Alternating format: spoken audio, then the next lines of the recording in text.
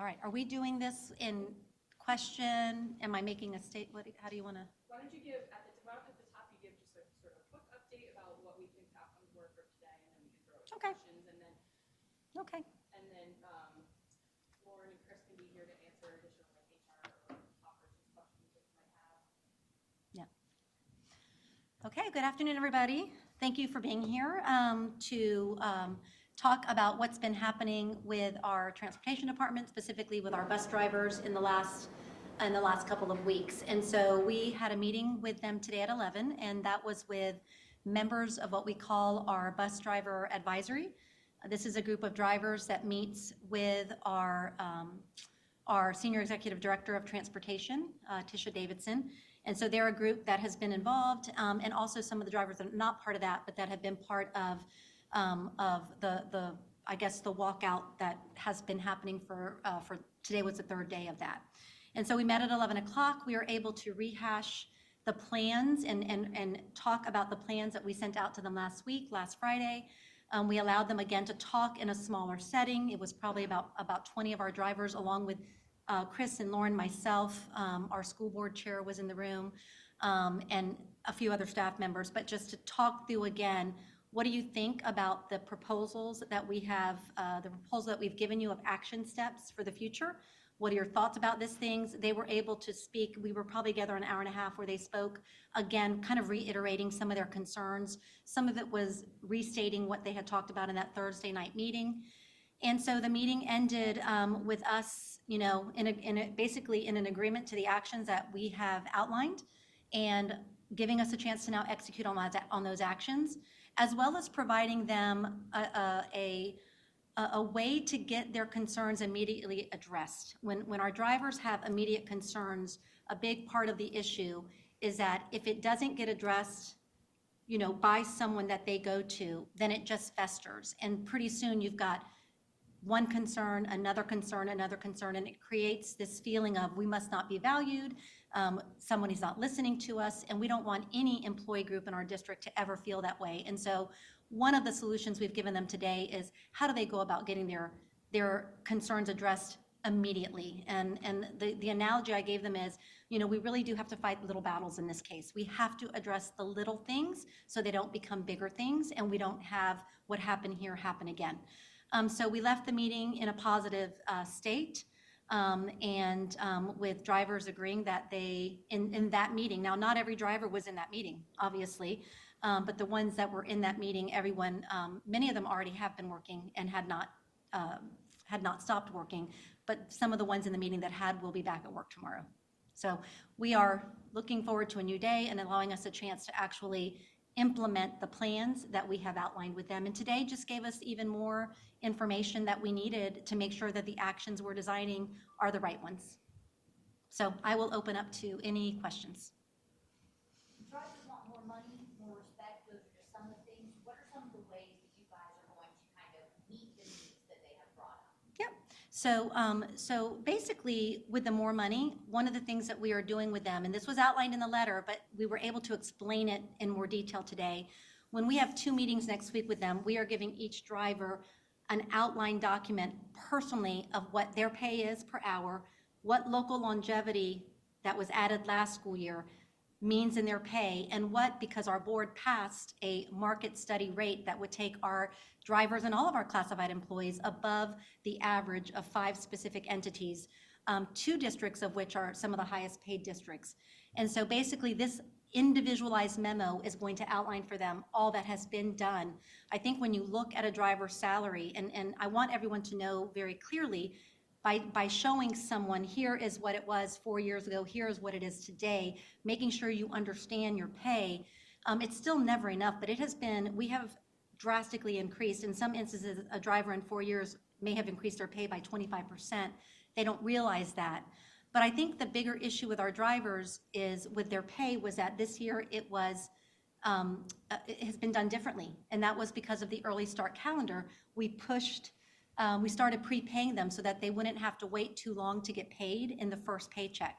There was an unintended consequence of that in the next paychecks getting prepaid, it makes it very difficult to see what exactly you're getting paid. So there was an unintended consequence that came with that. And so we're going back starting in February to paying them how they were paid before, to where it's you work these hours and then you get paid for them. So we're going to fix that during the month of February.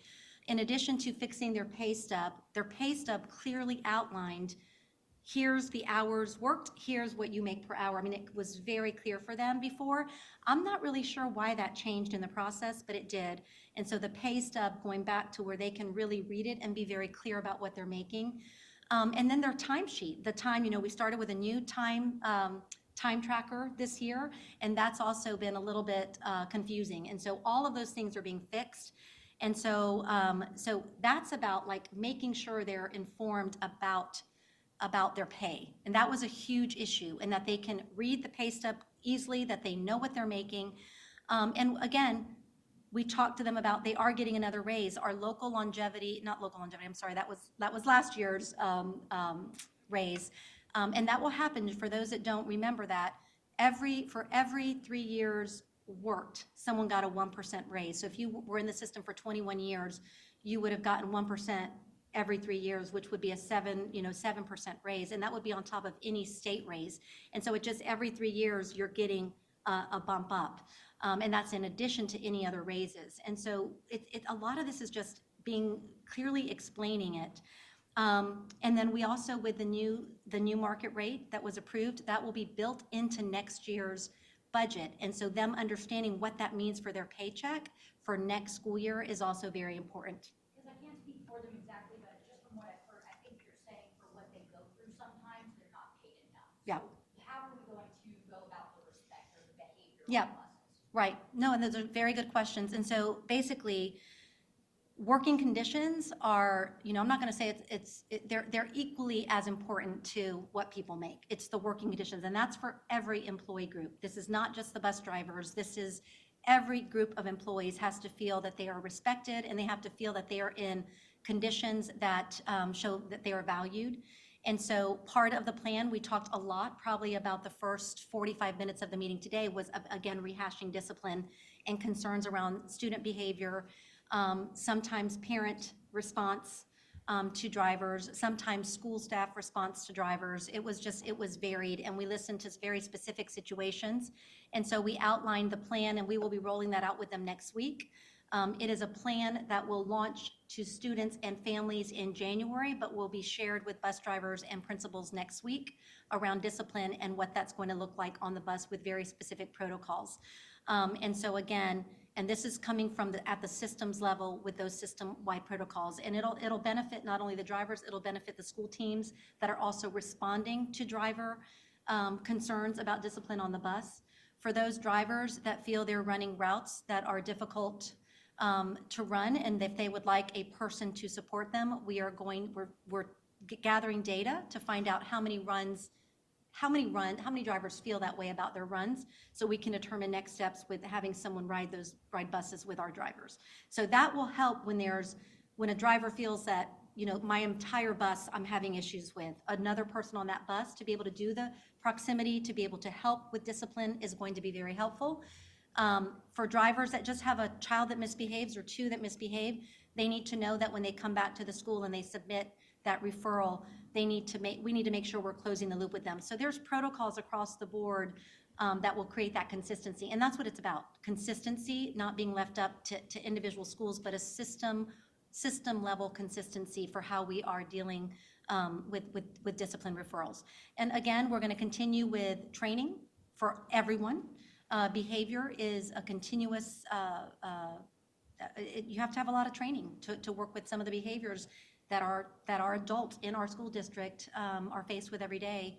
And that's just part of, post-pandemic, we've seen an uptick. We've seen an uptick in so many things: mental health concerns, behavioral health concerns, social emotional concerns. And so we have to chip away at helping people with behavior as well. Yes? And I know that student behaviors, misbehavior is expected on buses, but I think for some people there might be a little taken aback that you've actually had issues with parents or adults. Can you talk a little bit about, is that just kind of a sporadic here and there sort of thing, or are you seeing it on some routes Yeah. becoming kind of a pattern that I- Yeah.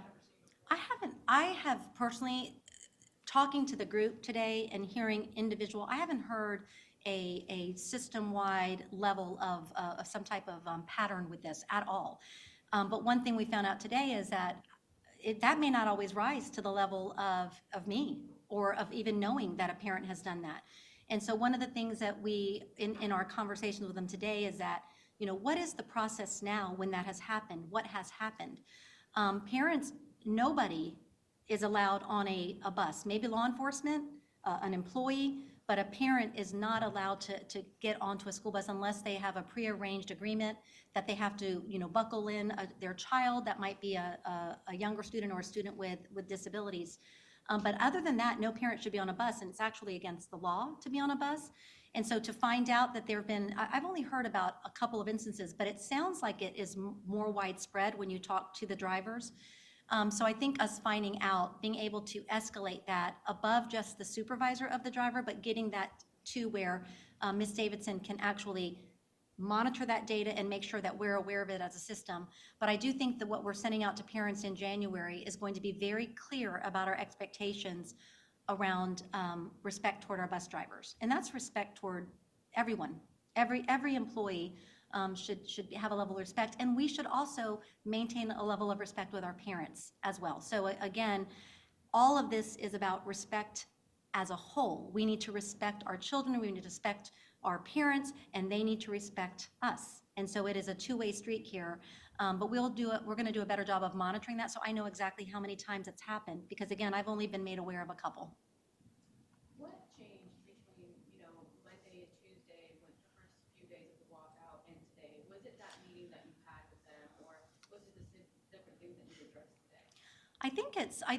That is a very good question, because again, Thursday's meeting was a meeting that was planned by the drivers. And I told them this morning, I just kind of crashed their party, because it wasn't a meeting that they said, hey, superintendent, would you come to it? We want to share some concerns with you. It was bus drivers saying, we want to come together because we have concerns. And so a few of us just showed up to them. And so I think that night, when I got up at the end, and I didn't want to invade like their conversation, let them have it. But at the end, they were kind of all looking at me. So I stood up and spoke off the cuff. And the next day, we shared a list of things that we wanted to do more specifically. One of the things we found out in that meeting is that many times, so communicating with bus drivers is not as easy as it is communicating with employees that are housed under a school roof.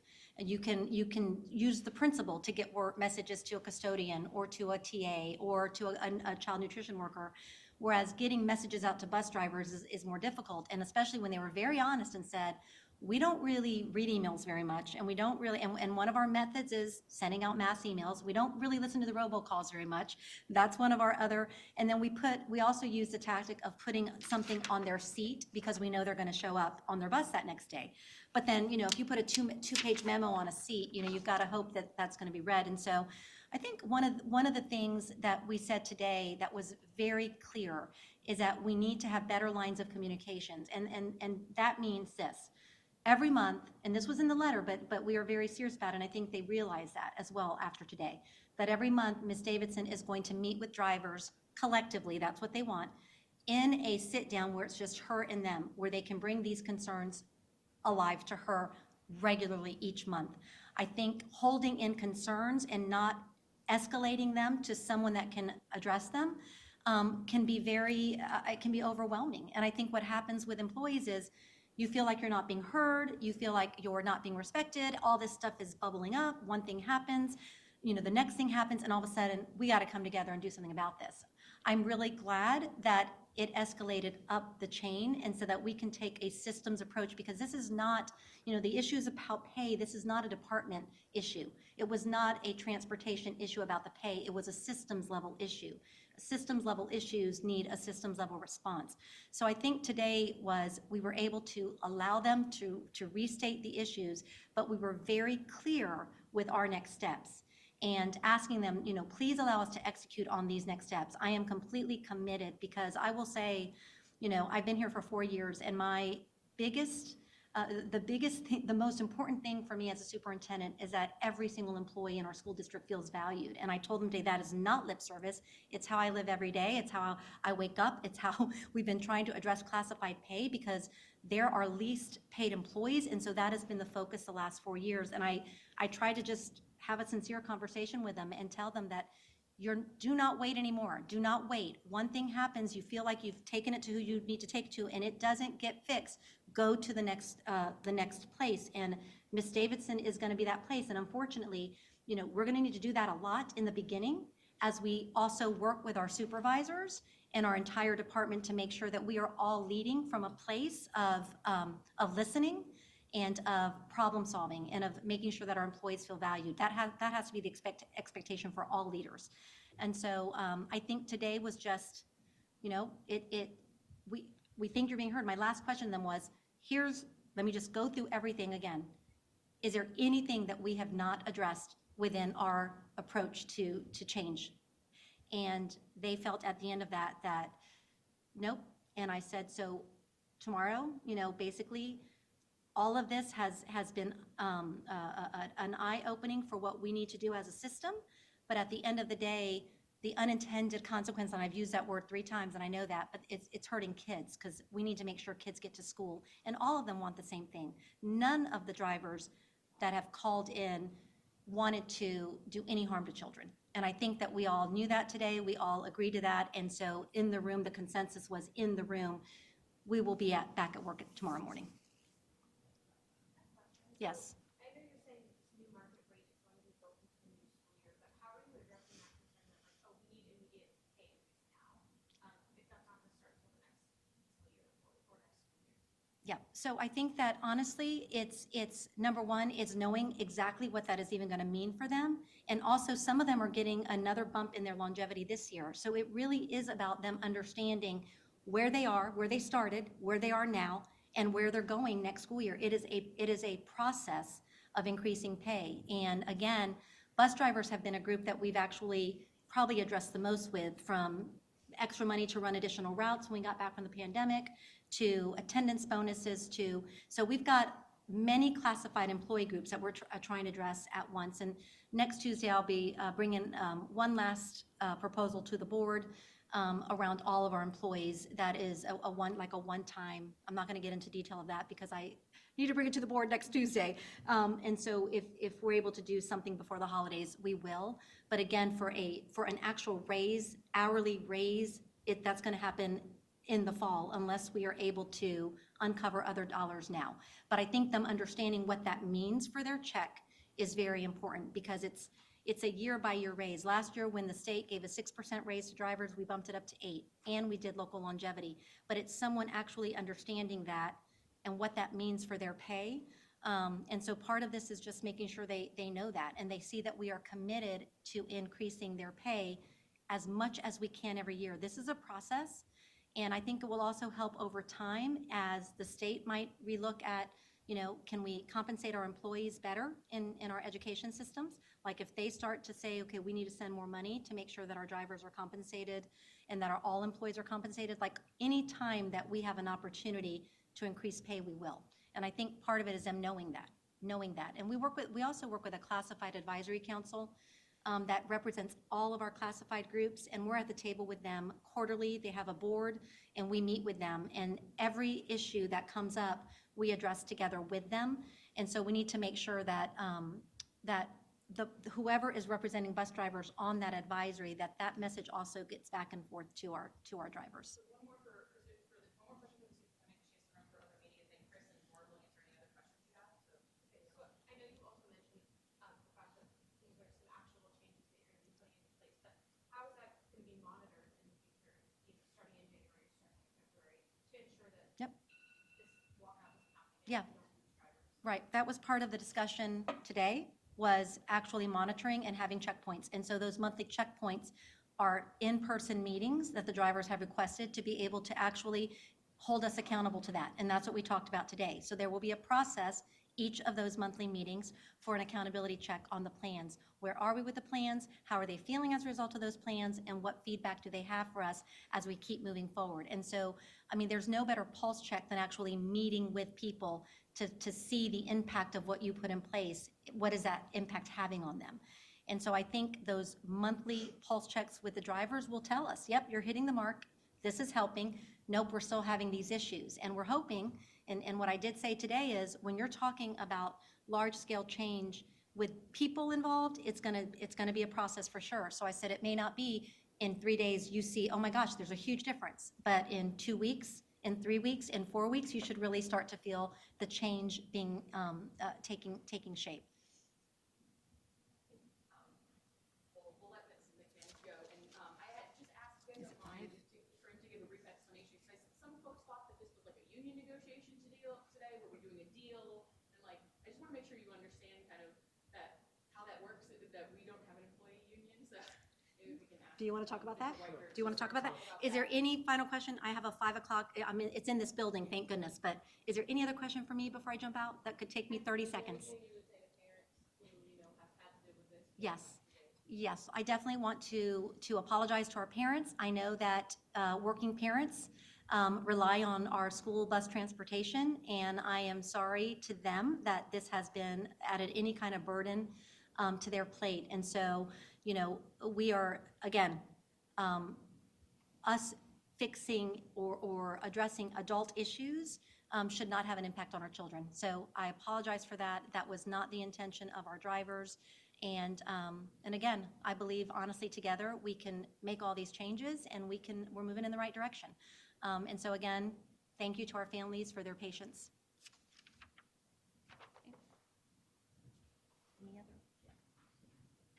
And Laura, I wouldn't mind if you told them about how to watch in the morning for I'm sorry? updates as we see the conditions in the morning for absences. So I believe I was asked to speak about, what's the, is it a collective bargaining agreement? In North Carolina, it's a right to work state, so there's no collective bargaining agreement. It's just a matter of working with employee groups to hear their issues and concerns, and we can solve them to get them to come back to work. Our goal is, we always want to keep absences to the minimal, and they had some concerns, and some of them were, they were valid. So it's our job just to listen and to see if we can, make sure they feel valued and heard, so they return to work and continue to serve our children. So there's no necessarily negotiated deal or anything as such. It's just a matter of listening and hearing our employees. Did that answer?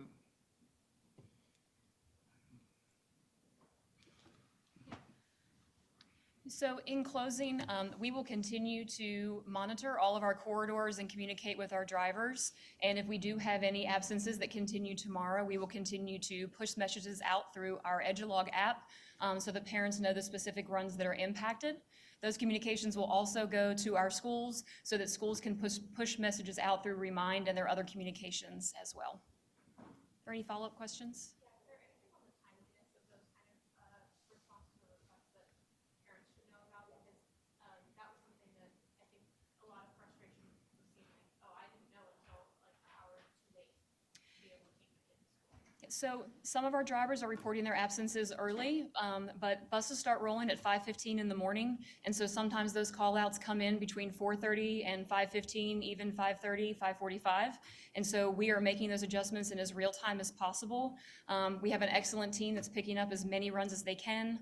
We have corridor teams that are also hopping on buses that have CDLs to run as many vacant runs as possible. And so it really is as they call in. And so in the morning, we hope to get those messages out by 5:30. And for the afternoons, we're trying to get them out by 1 p.m. because our middle schools dismiss at 2 and 2:05. How many drivers were out today for the afternoon count as well? We had 48 runs today that we were not able to cover. So that's 48 drivers? It is not. Do you have the number of the drivers? I do not at this time.